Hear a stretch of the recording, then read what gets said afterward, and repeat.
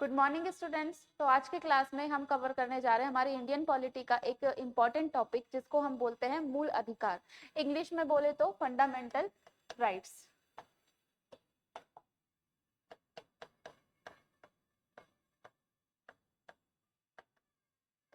Fundamental rights, मूल अधिकार या फिर मौलिक अधिकार। जब हम बात करते हैं इंडियन पॉलिटी की, भारतीय संविधान की या भारतीय राज्य व्यवस्था की, तो उसमें हम 3 पार्ट में डिवाइड करते हैं। कौन कौन से पार्ट होते हैं पॉलिटी के? एक तो हम कवर करते हैं भारतीय संविधान, ठीक है। एक हम कवर करते हैं आपकी संघ सरकार, जिसको हम यूनियन गवर्नमेंट बोलते हैं। थर्ड नंबर पे आपका आता है राज्य सरकार, यानी कि स्टेट गवर्नमेंट, ठीक है। स्टेट गवर्नमेंट, यूनियन गवर्नमेंट और भारतीय संविधान। उसके अलावा आपकी कुछ संवैधानिक बॉडीज होती हैं, कॉन्स्टिट्यूशनल बॉडीज, जिनको हम बोलते हैं संवैधानिक निकाय, ठीक है। जैसे कि आपका इलेक्शन कमीशन ऑफ इंडिया हो गया, इस टाइप की चीजें हम कवर करते हैं, ठीक है। तो ये कुछ हम मेजर पार्ट पे डिवाइड करते हैं आपकी इंडियन पॉलिटी को। भारतीय संविधान में संविधान की कुछ चीजें आएंगी, जैसे कि प्रथम तो आपका आता है कि कॉन्स्टिट्यूशन को हमने बनाया कैसे है, ठीक है। मेकिंग ऑफ द कॉन्स्टिट्यूशन आता है। उसके बाद आपकी प्रस्तावना आती है कि प्रस्तावना में हमने क्या क्या कवर किया है, ठीक है। पूरी प्रस्तावना आपको याद होनी चाहिए। ये सारे टॉपिक हम एक एक करके कवर करेंगे, ठीक है। सिटीजनशिप यानी कि नागरिकता भी इसी में आती है। मूल अधिकार भी आपके भारतीय संविधान में आते हैं। डीपीएसपी जिसको आप बोलते हो राज्य के नीति निर्देशक तत्व, directive principle of state policies, ये भी आपका भारतीय संविधान में आता है। मूल कर्तव्य हो गया, फंडामेंटल ड्यूटीज, वो भी आपके भारतीय संविधान की ही एक चीज है, ठीक है। तो भारतीय संविधान में कुछ इस टाइप के टॉपिक्स होंगे।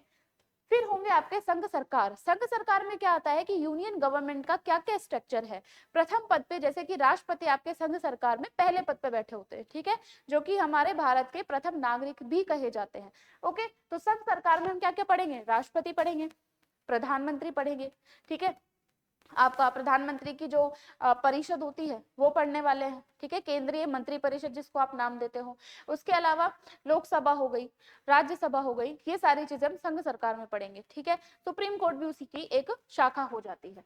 राज्य सरकार में यही चीज हम राज्य सरकार में पढ़ेंगे। जैसे कि संघ सरकार में हमने क्या पढ़ा? राष्ट्रपति पहली अवस्था में आता है, लेकिन राज्य सरकार में हमने क्या पढ़ेंगे? राज्य सरकार में हम पढ़ेंगे राज्यपाल, जो कि राष्ट्रपति के ही समकक्ष होता है, ठीक है। अब केंद्र सरकार में यानी कि यूनियन गवर्नमेंट में राष्ट्रपति के बाद एक पद आता है जिसको हम बोलते हैं उपराष्ट्रपति, ठीक है। बट राज्य सरकार में ऐसा उपराज्यपाल नाम का कोई पद नहीं होता है, इसलिए हम सीधा किस पे आ जाते हैं? मुख्यमंत्री पे आ जाते हैं। फिर एज इट इज मुख्यमंत्री की मंत्री परिषद हम पढ़ेंगे, हाईकोर्ट पढ़ेंगे, ठीक है। विधानसभा हम पढ़ेंगे, विधानमंडल जिसको हम बोलते हैं। विधानमंडल में आपका विधानसभा और विधान परिषद दोनों आ जाते हैं, ठीक है। चलो, संवैधानिक निकाय में मैंने आपको बताया कि कुछ निकाय है, कुछ बॉडीज हमने संवैधानिक स्तर पर बना रखी है। जैसे कि सबसे इंपॉर्टेंट आपकी बॉडी है election commission of India, UPSC हो गया, आरपीएससी हो गया, ये सारी चीजें हम इस वाली चीज में कवर करेंगे। बट यहाँ पर सबसे पहले हमने कौन सा टॉपिक उठाया है? भारतीय संविधान। अब भारतीय संविधान का एक सब टॉपिक है फंडामेंटल राइट्स, मूल अधिकार। तो आज की क्लास में हम किसको कवर करने जा रहे हैं?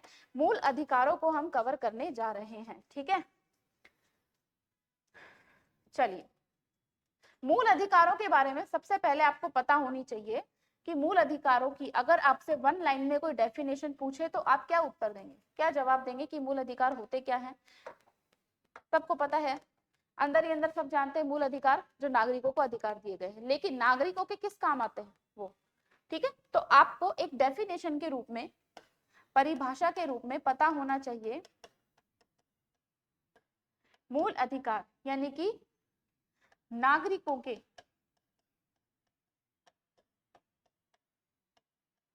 सामाजिक, आर्थिक, धार्मिक तथा राजनैतिक विकास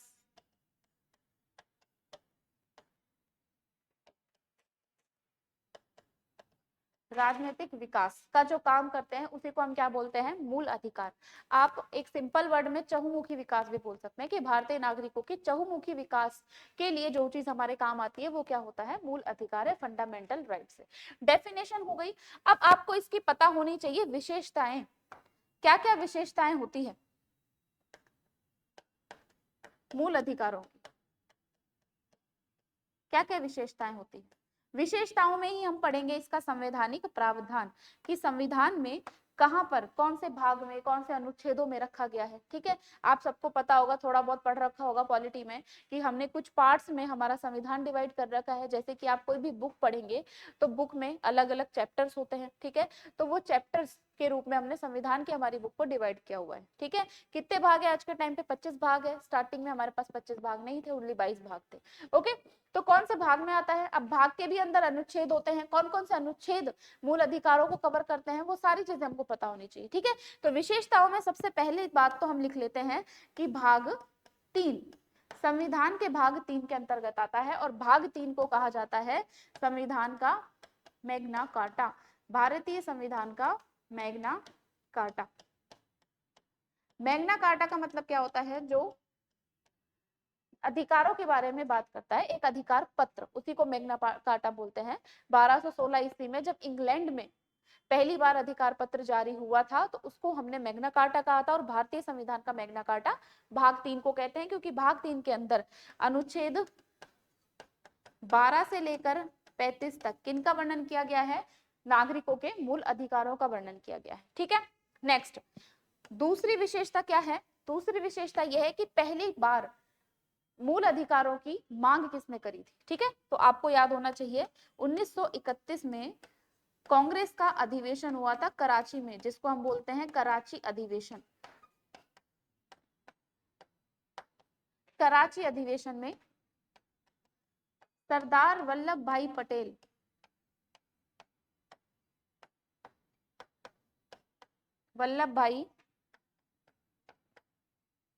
पटेल द्वारा मूल अधिकारों की मांग की गई थी।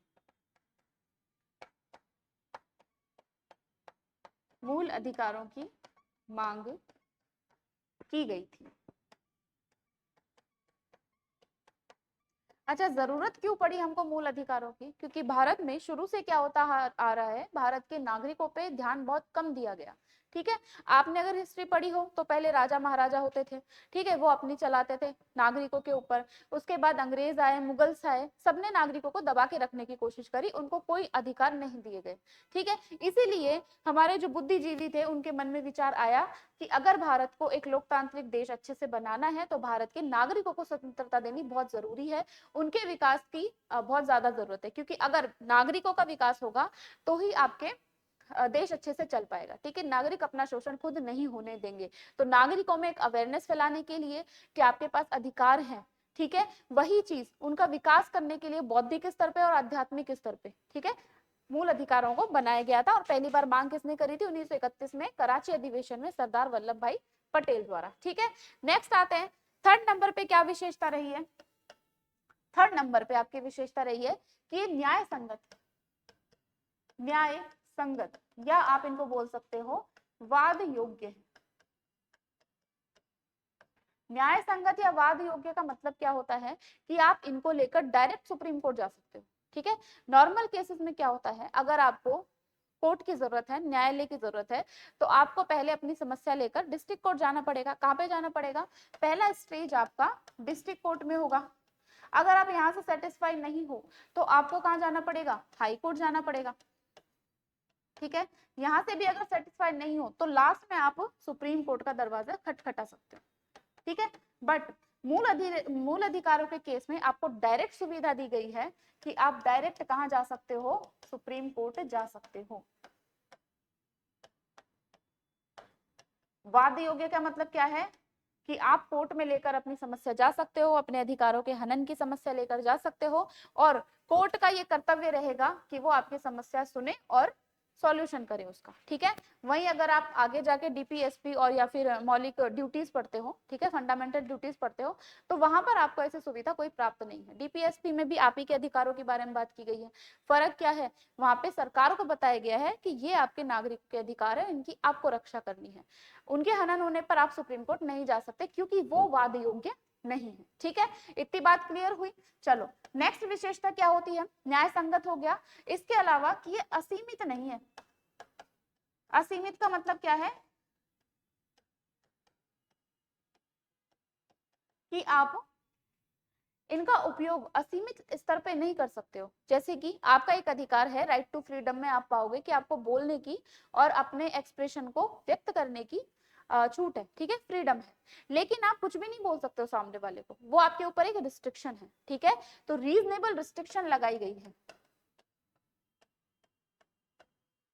रीजनेबल रेस्ट्रिक्शंस लगाई गई है, ठीक है।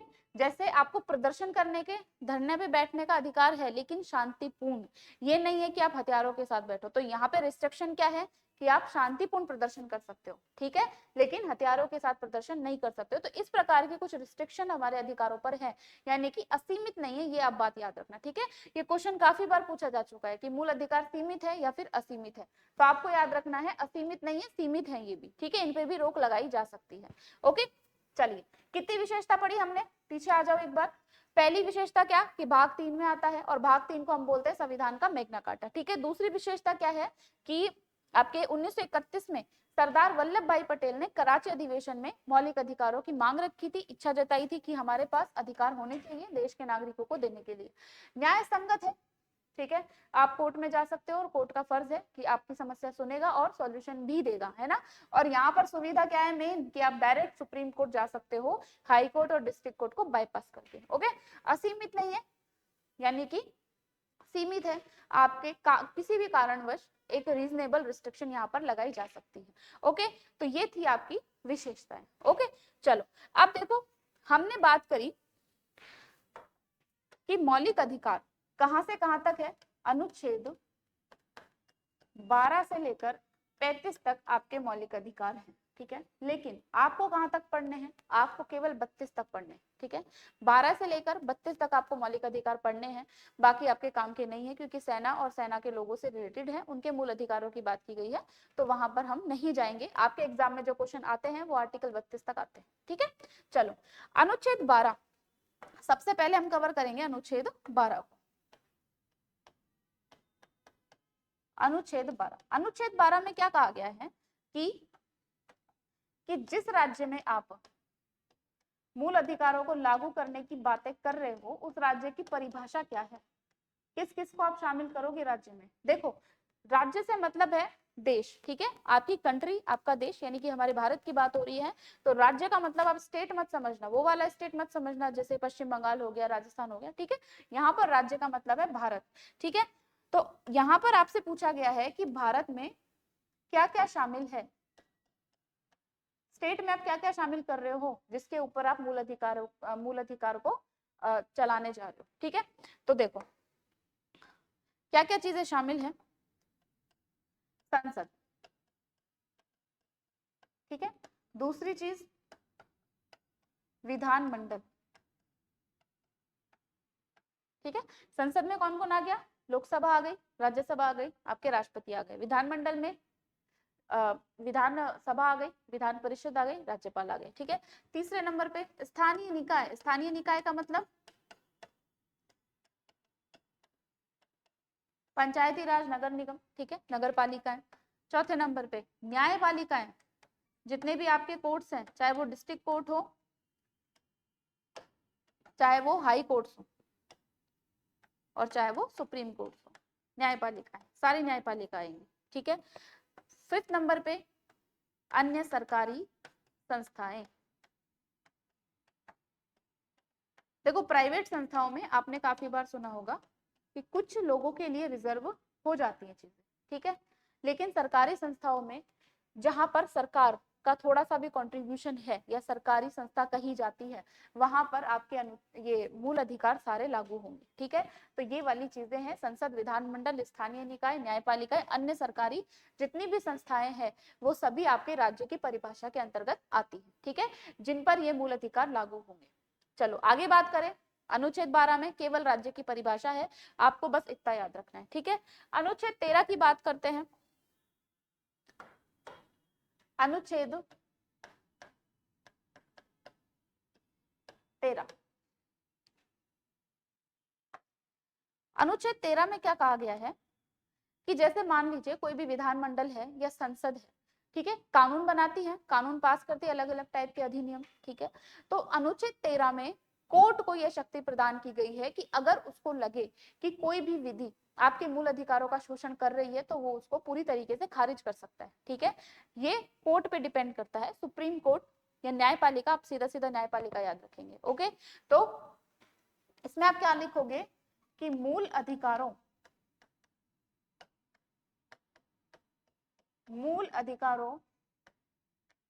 को निलंबित, मूल अधिकारों को निलंबित करने वाली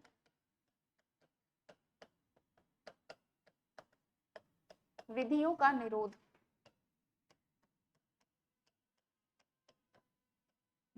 ठीक है, या आप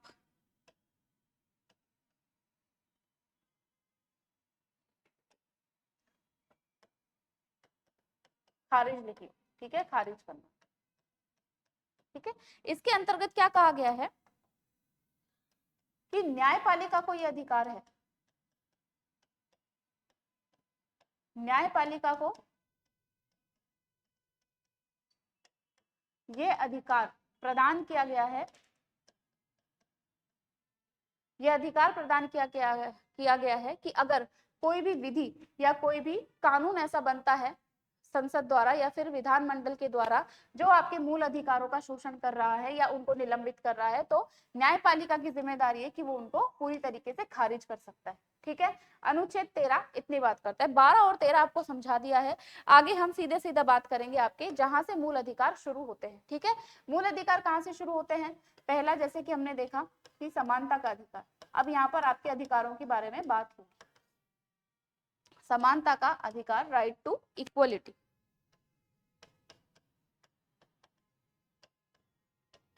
ठीक है, कहां से शुरू हो रहे हैं? अनुच्छेद 14 से शुरू हो रहे हैं और अनुच्छेद 18 तक ये रहेंगे। ठीक है, 12 और 13 में राज्य की परिभाषा और आपको कुछ बेसिक चीजें बताई गई है।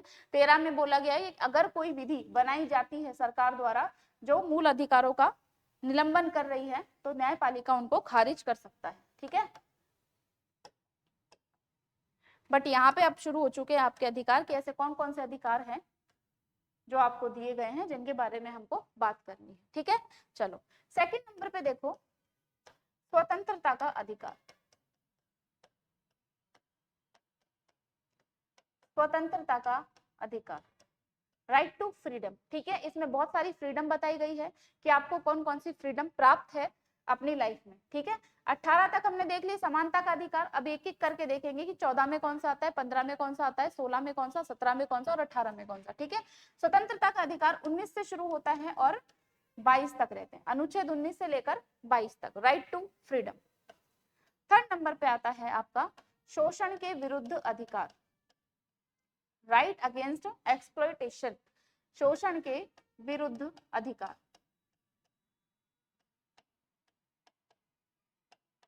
और यहाँ पर अनुच्छेदों की जो बात होती है वो 23 और 24 की बात होती है, यानी कि अनुच्छेद 23 में और 24 में किस चीज के बारे में बताया गया है कि अगर आपका शोषण होता है किसी भी प्रकार से तो उनके अगेंस्ट में या फिर विरुद्ध में आपको अधिकार प्राप्त है, आप उनका विरोध कर सकते हो। ठीक है, नेक्स्ट आता है आपका धार्मिक स्वतंत्रता का अधिकार,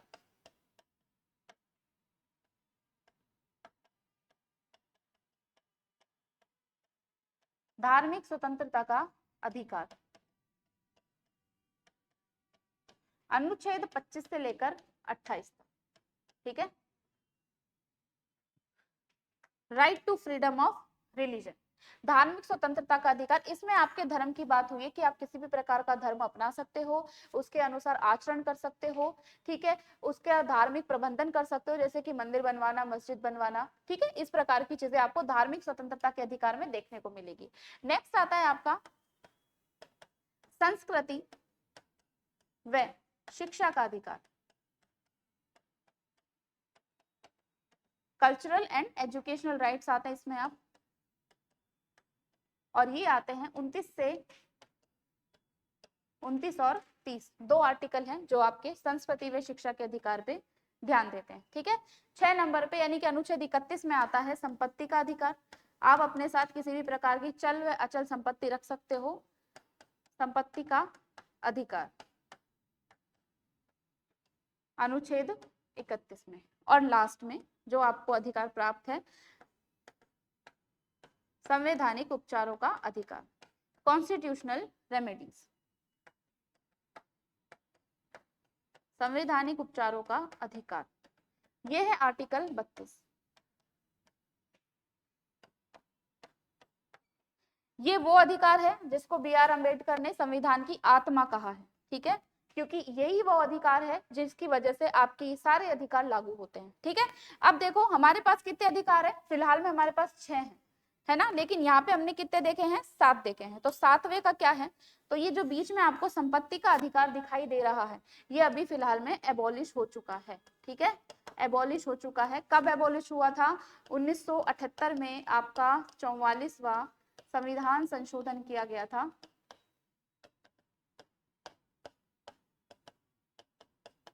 संविधान संशोधन किया गया और संपत्ति के अधिकार को हटा दिया गया, यानी अब भारत के नागरिकों को संपत्ति का अधिकार नहीं है। संपत्ति में आपकी भूमि भी आती है, ठीक है, जिसको आप अचल संपत्ति बोलते हो। चल और अचल संपत्ति में फर्क क्या होता है, चल का मतलब है ऐसी संपत्ति जो आप साथ में लेकर जा सकते हो, ठीक है, जैसे कि आपका मोबाइल हो गया, टीवी, लैपटॉप लेके जा सकते हो, टीवी नहीं लेके जा सकते, ठीक है।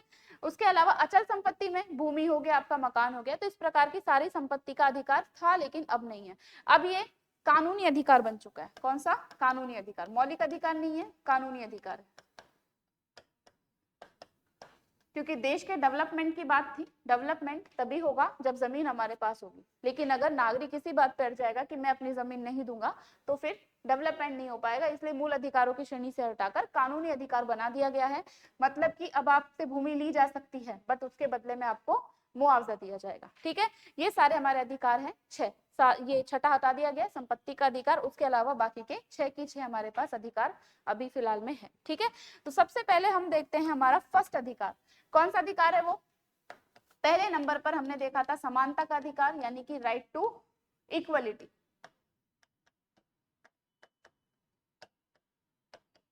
समानता के अधिकार में कौन कौन सी चीजें आती है,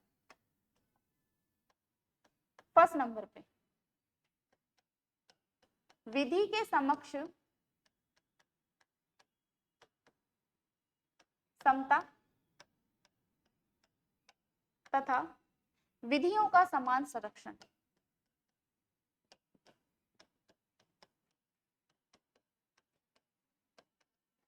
विधियों का समान संरक्षण, ठीक है। इन दोनों चीजों में फर्क समझना। विधि के समक्ष समता, कानून के सामने सब बराबर हैं, ठीक है। समता का मतलब है कानून किसी भी तरीके का भेदभाव नहीं करेगा न्याय प्रदान करने में, ठीक है। जैसा अपराध है सबके लिए सेम अपराध रहेगा और उस अपराध की सबके लिए एक जैसी सजा होगी, ठीक है। अब आता है विधियों का समान संरक्षण। समान संरक्षण का मतलब क्या है, एक उदाहरण लो, जैसे कि सलमान खान है, ठीक है। सलमान खान ने फुटपाथ पे गाड़ी चढ़ाई थी, है ना, लोगों को मारा था, ठीक है। अब सलमान खान के पास इतनी पावर है, इतना पैसा है, ठीक है, फाइनेंशियल स्टेबिलिटी है कि वो अपने लिए क्या कर सकता है, एक अच्छा सा लॉयर हायर कर सकता है अपना केस लड़ने के लिए, ठीक है। लेकिन जो लोग थे फुटपाथ पे, जो लोग बैठे हुए थे, जो मरे थे, क्या उनके पास था पैसा, उनके खिलाफ जो केस लड़ रहे हैं उनके साथ जो है, क्या उनके पास पैसा है कि वो सलमान खान के विरुद्ध केस लड़ सके, नहीं लड़ सकते। इसलिए विधि क्या बोलती है, कानून क्या बोलता है कि जिनके पास इतनी पावर नहीं है उनको हम संरक्षण देंगे, ठीक है, समान संरक्षण, यानी कि सलमान खान के वकील के बराबर ही उनको भी वकील करके दिया जाएगा सरकार की तरफ से, कानून की तरफ से, ठीक है। तो समान संरक्षण का मतलब है सबको समान रूप से सुरक्षा प्रदान की जाएगी। अगर कोई कैपेबल नहीं है तो उसको कैपेबल बनाया जाएगा और विधि के समक्ष सभी समान होंगे, यानी कि एक अपराध की सेम सजा होगी सबके लिए, चाहे वो अमीर हो, चाहे वो गरीब हो, चाहे वो किसी भी धर्म या जाति का हो, ठीक है। अब बात आती है कि ये कॉन्सेप्ट लिए कहां से गए हैं, क्योंकि दोनों अलग अलग देशों के कॉन्सेप्ट हैं। एक तो है विधि के समक्ष समता। याद रखना ये जो कॉन्सेप्ट लिया गया आपका, ये ब्रिटेन से लिया गया है, ठीक है, जिन्होंने 200 साल हम पे राज किया है, वहीं से एज इट इज हमने ये वाली चीज ली है, ठीक है, ब्रिटेन से, ठीक है। विधियों का समान संरक्षण, ये वाला कॉन्सेप्ट हमने लिया है यूएसए से, अमेरिका से, ठीक है। दोनों के बीच में अंतर आपको याद रखना है। एक बात करता है कानून के समक्ष सब बराबर हैं, सबको एक अपराध की एक जैसी सजा मिलेगी। दूसरा है कि हम सभी को समान रूप से संरक्षण प्रदान करेंगे। अगर किसी के पास फैसिलिटी नहीं है तो कानून उसको फैसिलिटी प्रोवाइड करवाएगा, ठीक है। ये दो चीजें आप याद रखना, इक्वलिटी बिफोर लॉ और इक्वल प्रोटेक्शन बिफोर लॉ, ठीक है। चलिए, हाँ, अब ये कौन से आर्टिकल के अंतर्गत आता है, हम आर्टिकल देख रहे थे, तो इसका आर्टिकल याद रखना अनुच्छेद 14 के अंतर्गत आता है। 14 से शुरू हुए थे, 14 के अंतर्गत क्या आता है, विधि के समक्ष समता और विधि का समान संरक्षण, ठीक है। चलिए नेक्स्ट आ जाइए बी पर, दूसरे नंबर पर, यानी कि अनुच्छेद 15। अब राज्य पे यहाँ पर प्रतिबंध लगाया गया है। क्या प्रतिबंध है राज्य पर, कि राज्य किसी भी व्यक्ति के साथ, किसी भी व्यक्ति के साथ धर्म, जाति, लिंग, मूल वंश या जन्म स्थान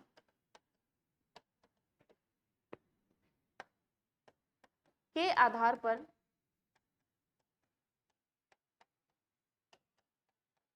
भेदभाव नहीं करेगा, ठीक है,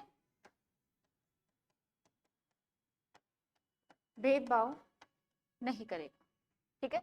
यानी कि यहाँ पे प्रोहिबिट किया गया है, प्रोहिबिशन अगेंस्ट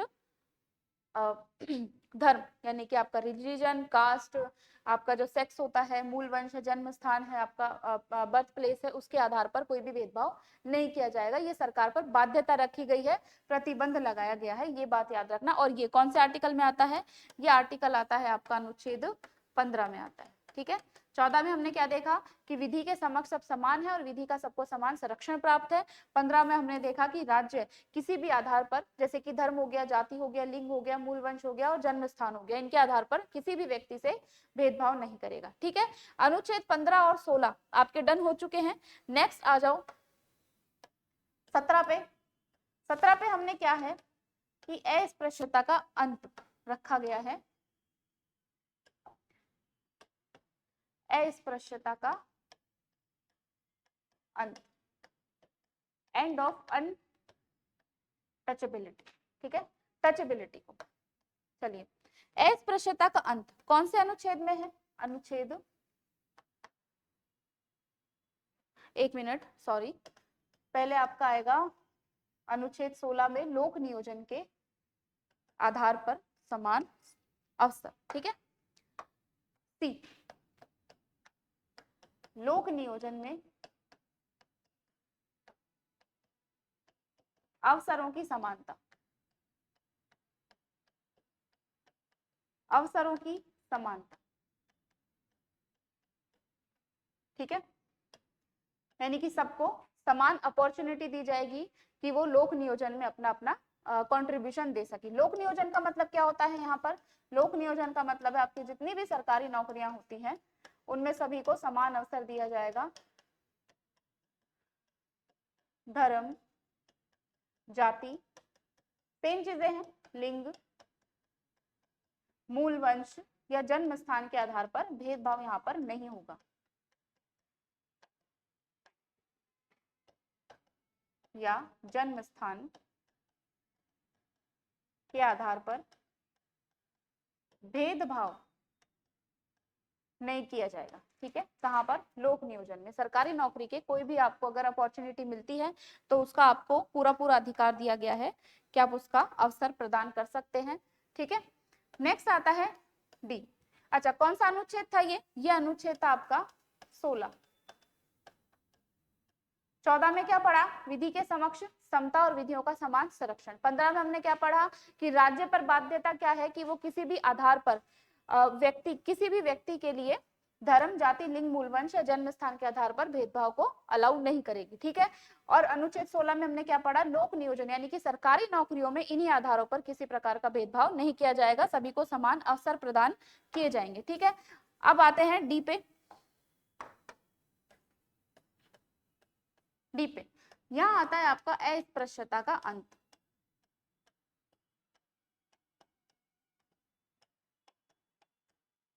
अस्पृश्यता का अंत, जिसको आप बोलते हो छुआछूत। ठीक है, छुआछूत की बीमारी। स्टार्टिंग से ही कुछ तबके सोसाइटी के ऐसे थे जिनसे इस प्रकार का व्यवहार किया जाता था। ठीक है, कुछ निचली जातियां थी, यानी कि उनकी सोसाइटी जो थी, सोसाइटी भी अलग थी। ठीक है, नॉर्मल जो गली मोहल्ले होते हैं वहां पर उनको रहने की भी आजादी नहीं दी जाती थी। उनके पानी पीने का जलाशय अलग होता था। ठीक है, खाने पीने की चीजें अलग होती थी। ठीक है, अगर वो मोहल्ले से गुजर रहे हैं तो सभी लोग अपने अपने दरवाजे बंद कर लेते थे ताकि उनसे टच ना हो जाए। ठीक है, तो वो चीज है, इस चीज को खत्म किया गया अनुच्छेद 17 के तहत। ठीक है, 17 में क्या कहा गया कि कोई भी एक तो अस्पृश्यता नहीं करेगा और दूसरी चीज ना ही इस प्रकार का व्यवहार किसी भी इंसान से किया जाएगा। ठीक है, चाहे वो किसी भी जाति का हो, धर्म का हो, मूल वंश का हो या फिर जन्म स्थान कहीं से भी हो, अस्पृश्यता किसी के भी साथ नहीं की जाएगी। ठीक, चलिए आगे देखो नेक्स्ट, और आपका लास्ट आता है अनुच्छेद 18। अनुच्छेद 18 में क्या कहा गया है? उपाधियों का अंत, एंड ऑफ टाइटल्स। ठीक है, टाइटल्स क्या होते हैं? आज भी हम बहुत सारे टाइटल्स लगाते हैं नाम के आगे। ठीक है, जैसे कि डॉक्टर हो गया, इंजीनियर हो गया, मेजर हो गया, कर्नल हो गया, लेकिन ये किससे संबंधित है? ये आपके विद्या यानी कि एजुकेशन से संबंधित है और आपके सेना से संबंधित है। सेना, यहाँ पर सभी अपने अपनी मेहनत से पहुंचते हैं, तो ये वाले टाइटल्स आप लगा सकते हो। लेकिन जैसे पहले के टाइम पे टाइटल्स लगाए जाते थे, जैसे कि आपका हो गया राजा, ठीक है, चक्रवर्ती हो गया, राजा महाराजा अपने आप खुद को खुद ही उपाधि दे देते थे, महाराजा धीराज हो गया, लॉर्ड हो गया।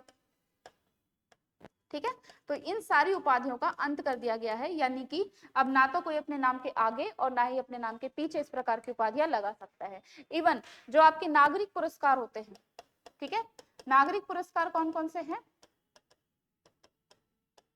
भारत रत्न, पद्म विभूषण, पद्म भूषण या फिर पद्मश्री, इनको भी प्राप्त करने के बाद कोई व्यक्ति इस प्रकार से नहीं कर सकता है कि अपने नाम के आगे भारत रत्न लगा रहा है या फिर पीछे भारत रत्न या फिर पद्म भूषण, विभूषण या फिर पद्मश्री लगा रहा है। ठीक है, अलाउ क्या है? केवल शिक्षा से संबंधित और सेना से संबंधित, शिक्षा व सेना से संबंधित उपाधियां, केवल यही अपवाद स्वरूप है, बाकी और कोई भी अपवाद स्वरूप नहीं है। ठीक है, अनुच्छेद कितने हो गए आपके? 18 हो चुके हैं। 14 हमने देख लिया है, 15 देख लिया है, 16 देख लिया है, 17 देख लिया है और कौन सा देख लिया है? 18 देख लिया है। ये 5 आर्टिकल आपका कौन सा अधिकार दर्शाते हैं? समानता का अधिकार। ये बात आप याद रखना।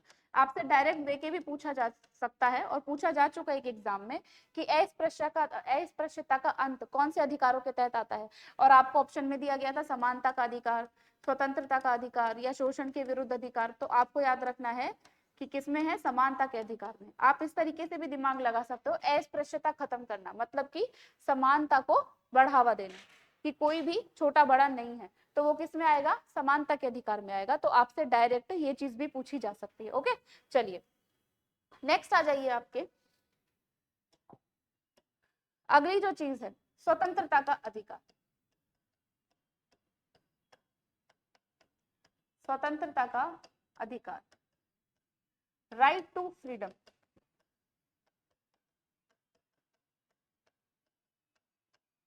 यहाँ पर आपको विभिन्न प्रकार की फ्रीडम देखने को मिलेगी। ये कौन कौन से आर्टिकल से हमने देखा था, 19 से लेकर 22 तक। कहां से? 19, आर्टिकल 19 से लेकर 22 तक। तो सबसे पहले हम कौन सा आर्टिकल देखेंगे? सबसे पहले हम देखेंगे आर्टिकल 19, ठीक है, अनुच्छेद 19। 19 का एक कैसे कि 19 के 1 में दिए गए हैं आपको अधिकार और 19 के 2 में दिए गए हैं प्रतिबंध। इन्हीं अधिकारों पर जो प्रतिबंध लगे हैं वो 19 के 2 में दिए गए हैं। आपको कैसे देखना है कि अनुच्छेद 19 का पहला और पहले का ए, इस प्रकार से। ए में क्या है, बी में क्या है, टोटल कितने हैं, जी तक आपके अधिकार आपको देखने को मिलेंगे। सबसे पहला है विचार एवं अभिव्यक्ति की स्वतंत्रता, right to expression and thoughts. विचार एवं अभिव्यक्ति की स्वतंत्रता। आप अपने माइंड में कुछ भी विचार कर सकते हो, ठीक है, कोई रोक टोक नहीं है। अभिव्यक्ति की, आपके माइंड में जो चल रहा है वो आप एक्सप्रेस कर सकते हो किसी के भी सामने, ठीक है। लेकिन यहाँ पर प्रतिबंध क्या है कि आप कुछ भी नहीं बोल सकते हो। एक्सप्रेशन का मतलब ये नहीं है कि किसी के सामने कुछ भी एक्सप्रेस करके आ गए, ठीक है, गाली गलौज करके आ गए, वो नहीं। चलिए ये चीजें हम बाद में देखेंगे कि रिस्ट्रिक्शन क्या क्या है, पहले अधिकार देख लेते हैं। विचार एवं अभिव्यक्ति की स्वतंत्रता, आपने देखा होगा प्रेस, मीडिया को एक राइट दिया हुआ है अभिव्यक्ति की स्वतंत्रता का, ठीक है। मीडिया की अधिकारों का जब हनन होता है, उसकी स्वतंत्रता छीनी जाती है, तो वहां पर भी आपके मूल अधिकारों का हनन माना जाता है, ठीक है। तो आपसे अगर पूछा जाए प्रेस की स्वतंत्रता कौन से अधिकार में आता है, तो याद रखना इसी में आता है, अनुच्छेद 19 का 1 का ए में आता है, प्रेस की स्वतंत्रता, ठीक है। नेक्स्ट देखो, विचार के बाद आप सम्मेलन कर सकते हो। सम्मेलन कैसा? शांतिपूर्ण। शांतिपूर्ण याद रखना, हथियार लेके नहीं बैठ जाना है। शांतिपूर्ण सम्मेलन आप कर सकते हो, ठीक है। आप संगठन बना सकते हो, संगठन आप बना सकते हो,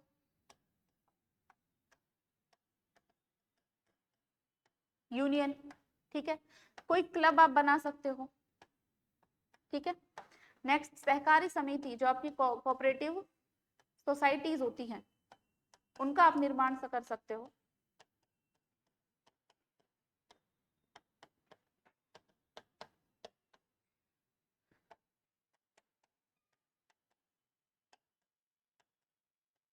नेक्स्ट, देश में अबाध संचरण का अधिकार, राइट टू मूवमेंट, आप कहीं भी जा सकते हो। इंडिया की जो टेरिटरी है वहां आप कहीं भी जाकर घूम फिर सकते हो, ये आपको स्वतंत्रता प्राप्त है। देश में अबाध संचरण,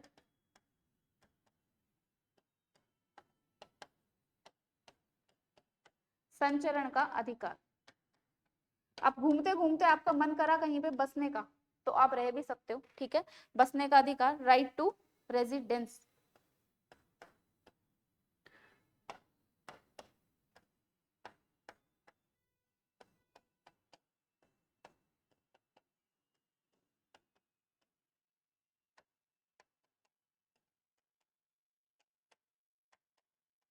ठीक है, ई।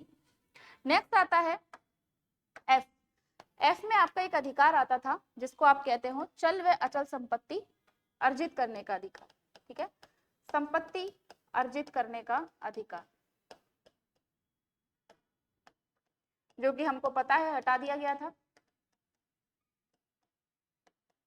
ठीक है। ये आपका आज के टाइम पे नहीं है, तो एफ क्या हो चुका है, गायब हो चुका है, ठीक है। नेक्स्ट आप देखो, लास्ट में जी नंबर पे कौन सा आता है, आप किसी भी प्रकार का प्रोफेशन अपना सकते हो, ठीक है।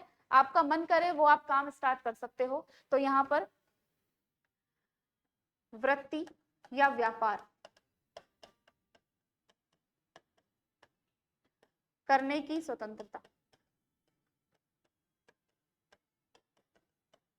Right to profession and occupation. ठीक है, ये सारे अधिकार हैं जो आपको आर्टिकल 19 के 1 में दिए गए हैं। कितने हैं यहाँ पर भी आपके 6 ही हैं। विचार एवं अभिव्यक्ति की स्वतंत्रता, आर्टिकल नंबर 19 1 के ए में।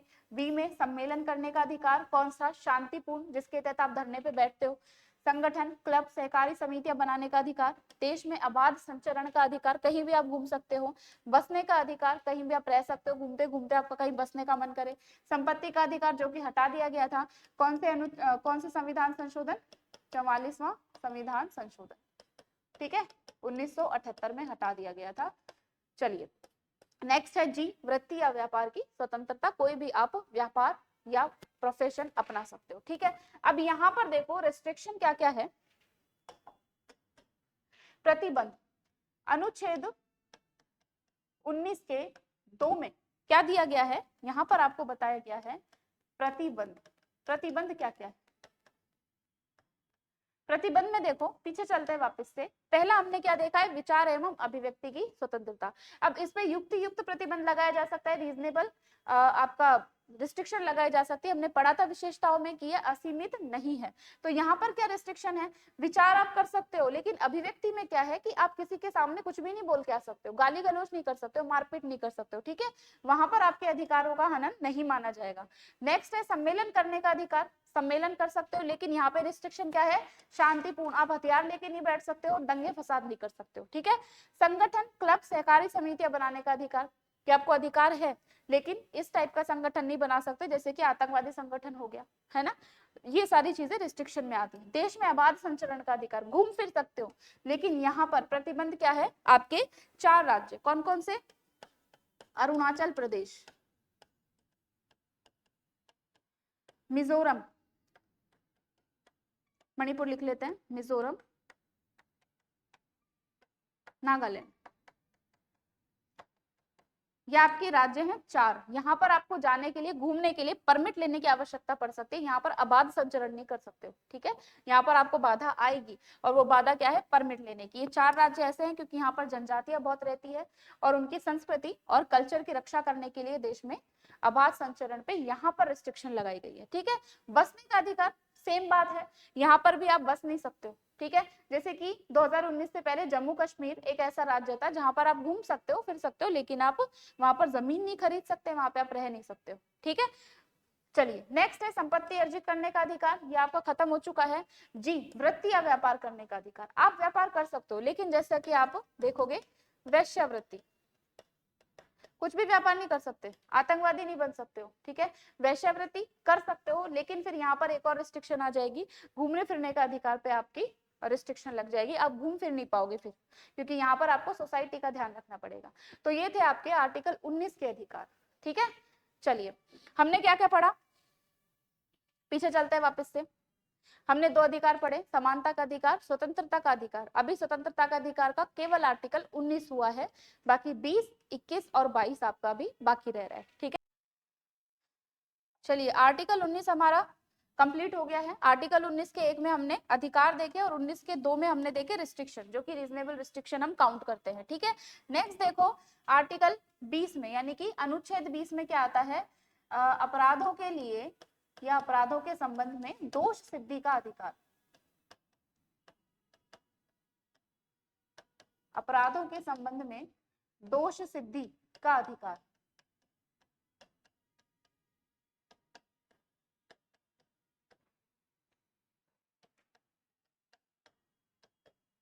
ठीक है, और ये कौन सा है आपका, अनुच्छेद 20। हम देखते हैं, काफी बार बातें भी करते हुए आपने सुना होगा कि लोग बोलते हैं कि कसाब, जो कि एक आतंकवादी था, सबने नाम सुन रखा होगा, कसाब को भी इस देश में वकील मिल जाते हैं। ठीक है, तो क्यों मिल जाते हैं, क्योंकि हमारे संविधान में एक उनको अधिकार दिया हुआ है, अपराधियों को दोष सिद्धि का अधिकार, यानी कि आर्टिकल 20 उनको ये पावर देता है कि वो अपने लिए वकील कर सकते हैं। अगर वो नहीं कर सकते हैं तो देश का कानून उन्हें वकील प्रोवाइड करवाएगा, यानी कि उनको पूरा पूरा चांस मिलेगा कि वो अपना दोष सिद्ध कर सके, ठीक है, अपने आप को बेगुनाह साबित कर सके। ओके, तो ये आता है अनुच्छेद 20 में, ज्यादा इंपॉर्टेंट नहीं है, आपको बस इतना याद रखना है। अनुच्छेद 20 में क्या आता है, दोष सिद्धि का अधिकार है, अपराधियों को भी उनके संरक्षण की सुविधा प्रदान की गई है। ठीक है, नेक्स्ट देखो अनुच्छेद 21, ये इंपॉर्टेंट है। ठीक है, अनुच्छेद 21 इंपॉर्टेंट है, और अनुच्छेद 21 में क्या बोला गया है, जीवन का अधिकार, राइट टू लाइफ। जीवन का मतलब सिर्फ सांस लेने से नहीं है, जीवन का मतलब है गरिमापूर्ण जीवन का अधिकार, यानी कि किसी भी व्यक्ति को अपनी पूरी डिग्निटी के साथ जीवन जीने का अधिकार दिया गया है। ठीक है, इसी में आपका आता है राइट टू एनवायरमेंट, आपको स्वच्छ वातावरण में रहने का अधिकार है, आपको स्वच्छ जल पीने का अधिकार है, स्वच्छ भोजन का अधिकार है। इसी में आपको बहुत सारे अधिकार देखने को मिल जाएंगे। आपने एक संस्था का नाम सुना होगा जिसको हम बोलते हैं एनजीटी, नेशनल ग्रीन ट्रिब्यूनल। ठीक है, हमारे देश में एक संस्था बनाई गई है, तो इसके लिए भी पूछा जाता है कि कौन से अनुच्छेद से प्रेरणा लेकर बनाया गया है, तो आपको अनुच्छेद 21 याद रखना है, क्योंकि ये बात करता है स्वच्छ एनवायरमेंट की, और हमको राइट टू क्लीन एनवायरमेंट में रहने का अधिकार कौन देता है, आर्टिकल 21 देता है। ठीक है, अब इसी आर्टिकल 21 को आगे बढ़ाया गया था अनुच्छेद 21A। ठीक है, ए बी सी, जो भी आपको कैपिटल में ए बी या सी या डी कुछ भी देखने को मिल जाए कैपिटल वर्ड्स में, तो आपको समझ जाना है कि ये अनुच्छेद पहले से हमारे संविधान में नहीं था, बाद में जोड़ा गया है संविधान में संशोधन करके। ठीक है, तो अनुच्छेद 21 में हमको क्या बोला गया था, एक अधिकार दिया गया कि 6 से 14 वर्ष के 6 से 14 वर्ष के सभी बच्चों के लिए अनिवार्य प्राथमिक शिक्षा का अधिकार, प्राथमिक शिक्षा का अधिकार। ठीक है, तो शिक्षा का अधिकार, वो भी प्राथमिक, अनिवार्य प्राथमिक शिक्षा का अधिकार कौन से आर्टिकल के तहत आता है, अनुच्छेद 21A में। अब हमको पता है ए का मतलब है संविधान में संशोधन करके बाद में जोड़ा गया, तो ये भी पूछा जाता है कि कब जोड़ा गया ये, तो आपको याद रखना है 86वां संविधान संशोधन, 86वां संविधान संशोधन जो कि 2002 में किया गया था। ठीक है, ये संविधान संशोधन बहुत इंपॉर्टेंट है, ये आपको याद रखना है। इसी संविधान संशोधन के तहत मूल अधिकार में भी कुछ चीजें ऐड की गई थी, आपके डीपीएसपी में भी ऐड की गई थी, और मूल कर्तव्य में भी। ठीक है, मूल अधिकारों में बच्चों को अधिकार दिया गया था कि उनको अधिकार है शिक्षा प्राप्त करने का। ठीक है, मूल कर्तव्यों में पेरेंट्स के लिए ये कर्तव्य बोला गया था कि सभी माता पिताओं का, सभी पेरेंट्स का ये कर्तव्य है कि वो अपने 6 से 14 साल तक के बच्चों को अनिवार्य शिक्षा प्रदान करवाए। ठीक है, वहीं डीपीएसपी में सरकारों को ये कर्तव्य बताया गया था कि उनका कर्तव्य है कि वो अपने स्टेट में, स्टेट मतलब पूरी टेरिटरी, भारत की पूरी टेरिटरी में जितने भी 6 से 14 वर्ष तक के बच्चे हैं उनको, उनके लिए व्यवस्था करें अनिवार्य प्राथमिक शिक्षा की। ठीक है, तो ये अनुच्छेद 21A का आप याद रखना इंपॉर्टेंट है। नेक्स्ट देखो अनुच्छेद 22। ठीक है, अनुच्छेद 22, अनुच्छेद 22 में क्या बोला गया है कि विशेष दशाओं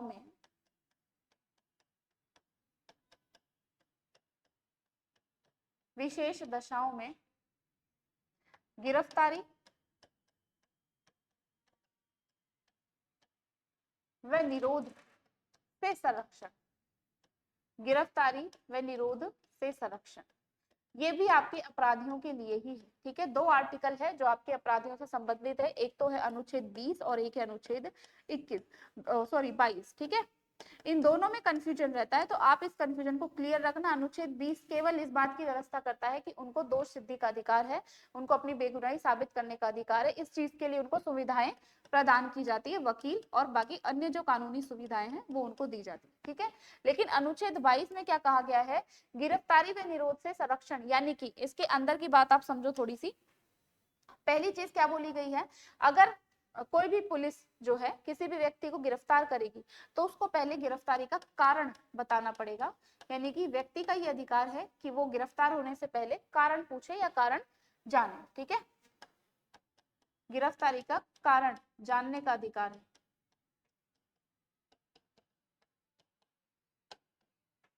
नेक्स्ट दूसरी चीज क्या है कि 24 घंटे के अंदर अंदर अगर गिरफ्तार हो चुका है तो 24 घंटे के अंदर मजिस्ट्रेट के समक्ष प्रस्तुत उसको किया जाना चाहिए।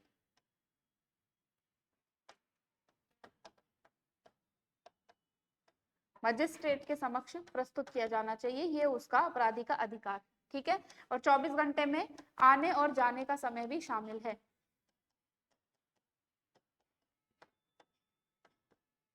ठीक है, एक स्थिति ऐसी होती है कि देश में मान लो आपातकाल लगा हुआ है या फिर उस व्यक्ति को शक के आधार पर गिरफ्तार किया गया है और किसी भी कारणवश ऐसी स्थिति नहीं है कि उसको मजिस्ट्रेट के सामने पेश किया जाए, उसको निरोध बोलते हैं, डिटेंशन बोलते हैं। ठीक है, डिटेंशन बोलते हैं उसको।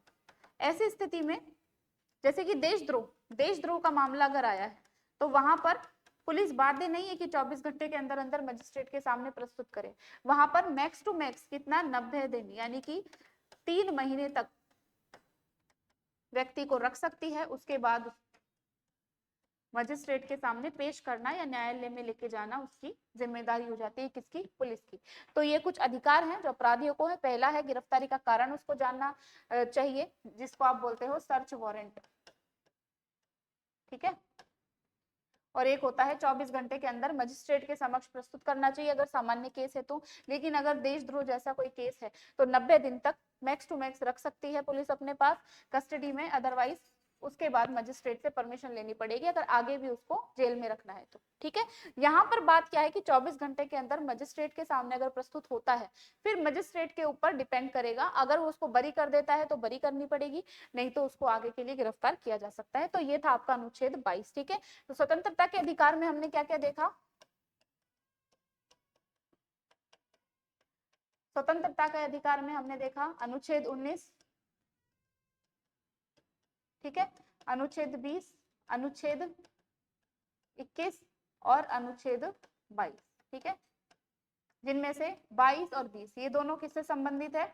अपराधियों से संबंधित है।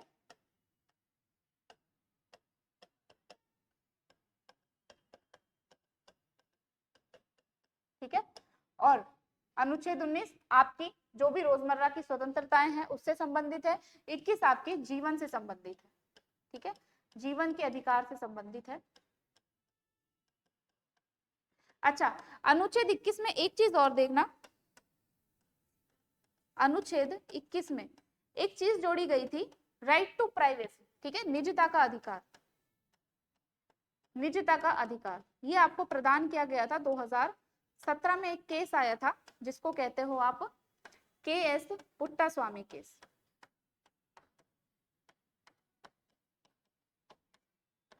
के.एस. पुट्टास्वामी केस। ठीक है, इस केस में सभी नागरिकों को अनुच्छेद 21 के तहत क्या दिया गया था? निजता का अधिकार दिया गया था, राइट टू प्राइवेसी। क्वेश्चन आ चुका है, फिर से न्यूज में आ गया है क्योंकि के.एस. पुट्टा जी की अभी डेथ हो चुकी है, तो ये केस वापस से न्यूज में आ चुका है। पूछा जा सकता है के.एस. पुट्टास्वामी केस कौन से मामले से संबंधित था, तो आपको याद रखना राइट टू प्राइवेसी। और किस में रखा गया? इसको भी अनुच्छेद 21 में रखा गया है। ओके, तो ये था आपके स्वतंत्रता के अधिकार। नेक्स्ट क्लास में हम शुरू करेंगे आपका जो शोषण के विरुद्ध अधिकार है वो चीज। ओके, और बाकी के अधिकार भी हम अगली क्लास में कंप्लीट कर लेंगे। तो तब तक के लिए thank you so much, take care, bye bye.